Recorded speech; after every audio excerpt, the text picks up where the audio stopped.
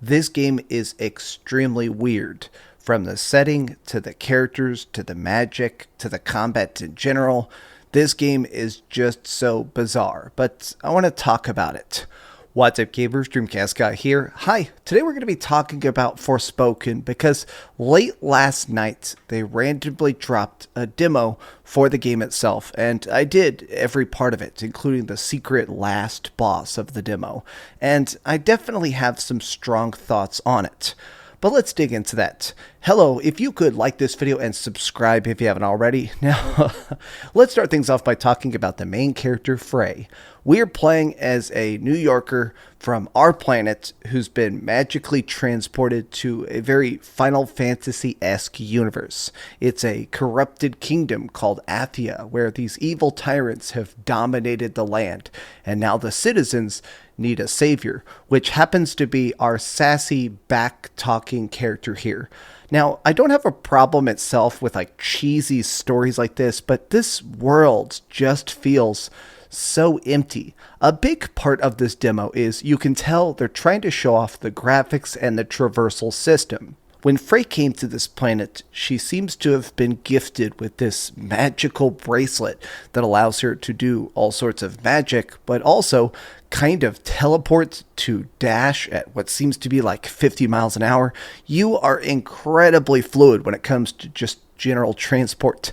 And this is the one part of the demo that I think was incredibly fun. If you're holding down circle, you're just automatically parkouring like crazy. You can pretty much jump up rocks. You can grapple hook onto trees by tapping square. The traversal looks and plays fantastic. The problem is that once you start to fight, which is obviously the main purpose of this game, things kind of fall apart. Now let me explain why I feel like this combat is incredibly poorly thought out. So when you're fighting, you basically choose whether you want to do long-range combat or short-range combat. So you get to equip two separate spells at once. Your main combat, which is R2, and then your secondary support spell, which is L2. So this is stuff like putting out tree roots, putting a wall of fire, putting up a protective barrier, whereas your R2 abilities are like swinging a sword or shooting little tiny rocks like bullets.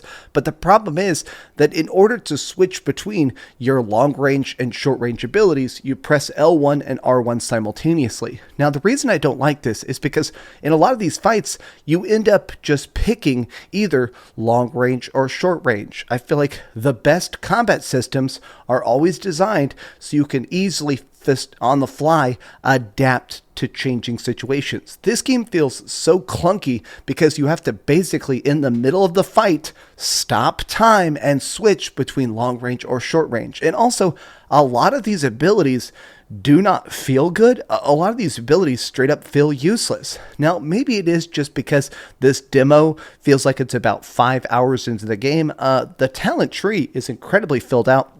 Maybe when we're actually playing the main story and we get to slowly unlock these abilities one by one, they'll make more sense. But as it currently stands, I would just use the fire sword to chop up everybody. Even if it popped up a thing that said, oh, they're resistant to this, okay, that just means I'm going to chop them 2 or 3 more times. Now, there's also a heavy attack aspect to this. So if you hold R2, everything has a secondary ability. If you're doing the rock shot, the little tiny like pebble bullets, holding it down can maybe throw a bigger stone, or you can change it so instead it's just like a short range machine gun fire. Or if you're using the fire sword, while you're swinging that, holding R2 will make it so you can instead throw a spear or something like that. My problem again is that a lot of these abilities just do not feel useful. I mean, even having played this and beat the bosses and stuff like that, a lot of times it just felt like these enemies are not only so weak, they just don't really fight back. I did decide to use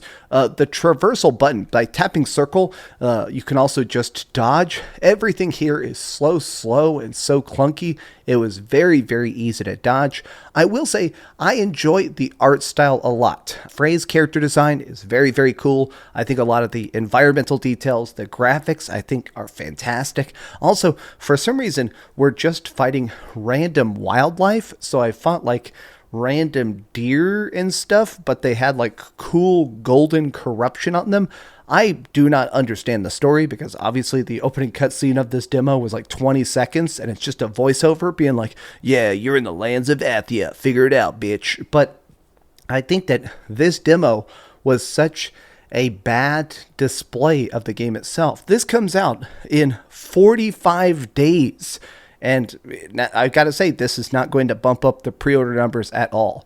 Getting a chance to try out the different stuff in this environment, though, it seems like there's a home base, there's a crafting system, there's an ability to equip different nail polish, and it seems like the different nail polish is how you affect your stats. There's treasure chests that are just randomly just pop up after you defeat a couple enemies. This feels so unfinished.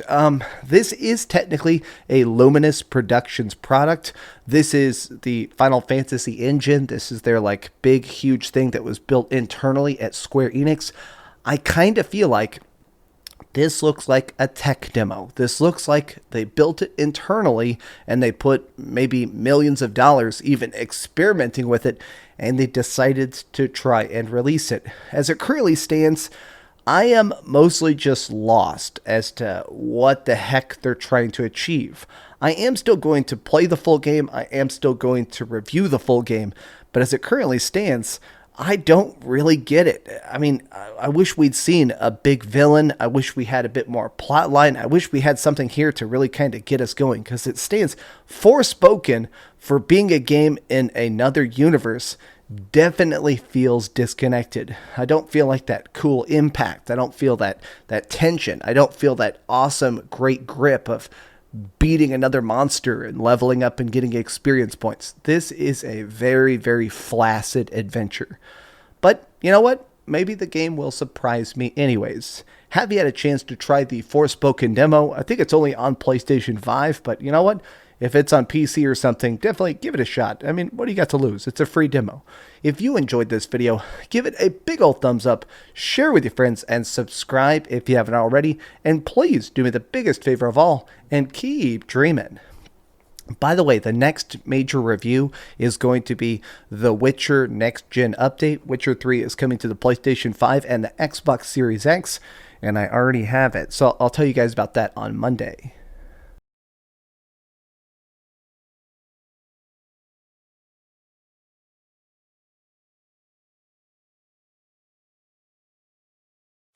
Thanks so much for watching that video. If you want to see something else, you can always click this link to see what I put up last, or, subscribe and see what's coming up next.